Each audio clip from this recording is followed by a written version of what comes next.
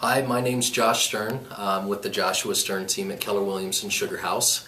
I wanted to talk to you a little bit today about what the affordability index is and how that affects you as a buyer, and also why you shouldn't wait to buy a home.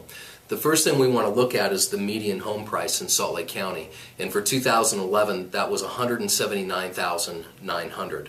The second thing we want to look at is what the median household salary in Salt Lake County is, and right now that's $65,131 a year. That's from areavibes.com.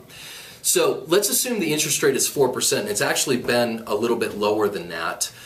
Your principal and interest payment for a median priced home here in Salt Lake would be $855 a month.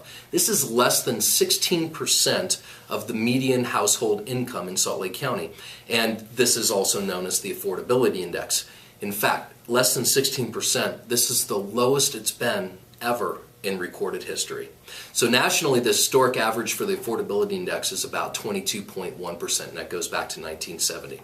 Now, mortgage rates nationally, the average going back 40 years is 8.81%. So here are the big concerns that I find with buyers. Number one, they're concerned that prices are going to go lower, and of course, number two, they're concerned about interest rates going up. So let's address those. We'll look at the facts. Historically speaking, our average appreciation in home prices nationally has been 4%. We know that through 2002 and 2007, we were way above that appreciation level.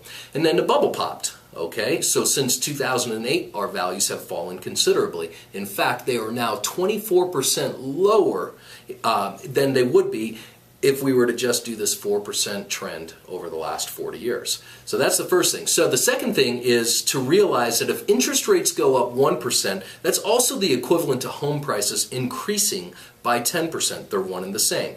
Looking back at history of home prices and interest rates, it's statistically 20 times more likely that interest rates are going to go up by 1% than home prices falling by 10%. Hindsight's 20/20, right? And that's what we have history for.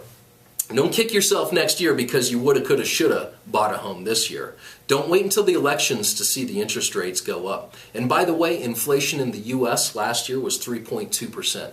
The World Bank states that we ought to be targeting 2% for inflation.